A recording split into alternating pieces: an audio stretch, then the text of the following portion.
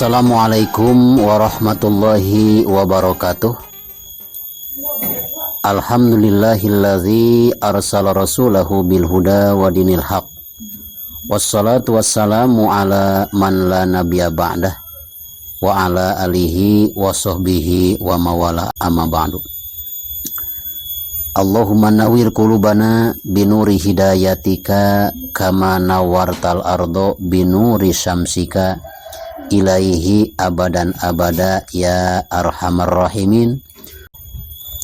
Alhamdulillah wa syukrillah. Di bagian pertama kemarin kita telah membahas tentang al-wazagoh atau cicak atau sam abros toke. Maka di bagian kedua ini, rupanya bagian terakhir, kita membahas tentang profil binatang cicak atau toke. Di sini ada dua alasan mengapa kita diharamkan untuk mengkonsumsi daging cicak atau mengkonsumsi cicak besar, sam abros atau toke. Alasan yang pertama, tahrimul ukli listik dariha, karena memang menjijikkan. Seperti misalkan gajah pun diharamkan untuk dikonsumsi dagingnya. Itu karena apa? Karena menjijikkan. Itu alasan yang pertama. Kedua, wali amri qatliha, karena ada perintah untuk membunuh cicak tersebut. Langsung perintah dari Rasulullah SAW atas permintaan Ummu Surek. Karena dua hal ini diistinbat,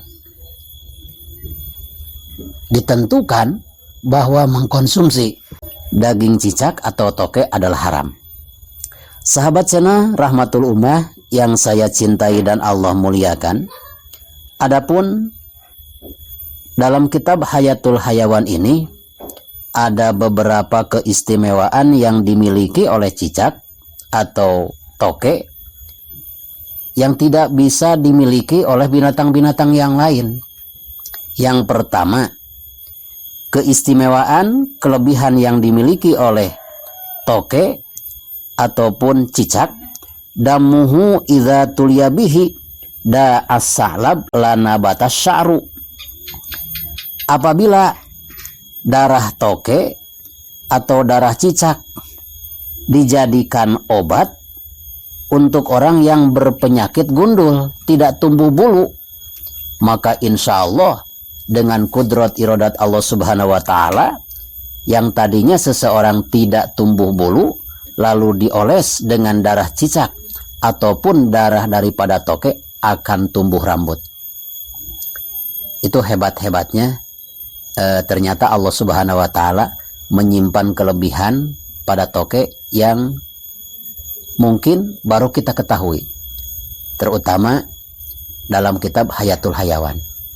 Maka sekarang jangan bingung, misalkan bapak-bapak, ibu-ibu, karena memang penyakit gundulnya ini ada bawaan dari kudrat. Apakah efek daripada penyakit, apakah dari misalkan memang karena salah menggunakan obat sehingga rambut-rambut kita rontok. Sudah berobat kemana-mana, ternyata rambut kita belum mendapatkan kesembuhan. Cobalah dengan obat ini. Walaupun cicak ini diharamkan, tapi kalau untuk obat karena darurat itu diperbolehkan. Ad-darurat tubihul mahdurat, segala sesuatu yang dilarang karena darurat boleh digunakan. Termasuk kita menggunakan darah daripada cicak atau toke untuk pengobatan penyakit gundul. Yang kedua, walahmuhu wudi'a ala las'atil akrob yanpa'uha. Apabila kita disengat oleh kalajengking, kan kalajengking itu memang bisanya, memang juga tidak bisa membunuh, lebih kejam, lebih dahsyat racun atau bisa daripada ular kobra. Kalau kalajengking ini menimbulkan penyakit panas, biasanya sehari semalam penuh, bahkan bisa lebih. Maka ketika kita disengat oleh kalajengking, kita mau berobat ke dokter jauh, ke rumah sakit, cobalah ada istilah P3K, pertolongan pertama pada kecelakaan, termasuk kita ketika disengat oleh kalajengking. Nah, maka ambillah seekor cicak atau seekor toke, lalu dagingnya disimpan ke bekas sengatan kalajengking. Insya Allah dengan kudrat iradat Allah Subhanahu wa Ta'ala, daging toke atau daging cacak ini bisa mengobati sengatan kalajengking, bisa hilang. Ini tentunya kita mengharap dari keajaiban, izin dari Allah Subhanahu wa Ta'ala.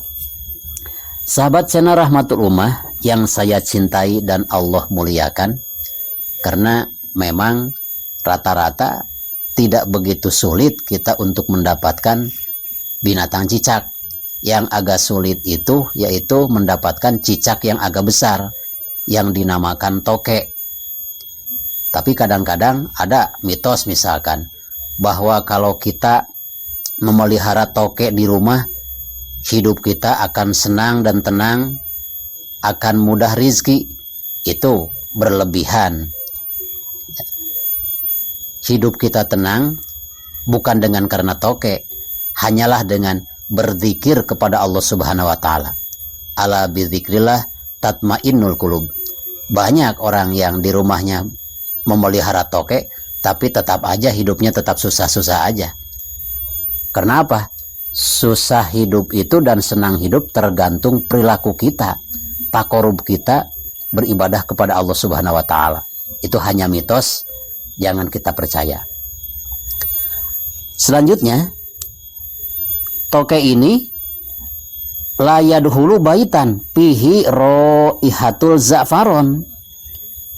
Cicak itu paling anti atau tidak mau masuk ke ruangan atau suatu tempat yang mana di tempat itu ada wangi-wangian minyak za'faron. Itu paling takut. Pasti begitu cicak nongol, begitu cicak mau memangsa nyamuk, kebetulan di ruangan tersebut ada aroma daripada minyak za'faron, insya Allah dengan kudrat iradat Allah Subhanahu wa Ta'ala, cicak itu akan segera mundur, meninggalkan tempat yang dicium ada wangi minyak za'faronnya. Maka ini mungkin jadi palakiyah atau jadi syariat. Ketika di rumah kita banyak cicak, di kamar kita, di ruangan tamu, bahkan paling gemar si cicak itu suka ada di ruang makan. Karena apa? Paling senang mencium dan mengkonsumsi atau memakan sisa-sisa makanan kita. Sehingga alangkah baiknya agar di meja makan kita tidak ada didatangi oleh cicak, maka simpanlah minyak za'faron. Itu minyak za'faron sangat mudah untuk dicari. Sahabat channel Rahmatul Ummah yang saya cintai dan Allah muliakan, wa ta'bir bil manam yadulu ala fakrin wahamin pasikoni yamsyani bin namimah. Cicak dalam mimpi atau toke dalam mimpi yang kita lihat ini menunjukkan toke ini laki-laki atau orang yang fakir dan banyak bingungnya. Jadi ketika kita misalkan kita berbisnis dengan seseorang, apakah bisnis kita ini akan menguntungkan kedua belah pihak atau kita dirugikan, mereka yang untung? Hati-hati ketika kita mencari rekan bisnis, harus berhati-hati. Karena apa? Kita harus memohon ridho dari Allah Subhanahu wa Ta'ala, memohon kebaikan dari Allah, memohon petunjuk dari Allah. Apakah rekan bisnis kita itu akan menguntungkan usaha kita ataukah akan mengambil seluruh keuntungan dan modal-modal kita yang kita tanam bersama. Beristikharah. Ketika kita sudah beristikharah, tentunya ini sholat istikharah, selagi belum menghasilkan impian atau ilham dari Allah, sebaiknya terus menerus Jangan sampai baru 1 kali istihoroh, ternyata saya ini belum berhasil. Itu baru 1 kali. Terus coba dan coba lagi untuk menghasilkan sesuatu yang terbaik di hadapan Allah Subhanahu wa Ta'ala. Setelah sholat istihoroh, ternyata kita mau berbisnis dengan seseorang, lalu hasilnya kita bermimpi melihat seekor cicak atau seekor toke. Toke ini jelmaan daripada ya dulu ala fakrin wahamin, orang yang fakir dan banyak bingungnya. Bahkan yang paling berbahaya lagi, pasikoni yamsiani ala namimah. Toke ini sukanya, gemarnya mengadu domba. Jadi provokator, hati-hati.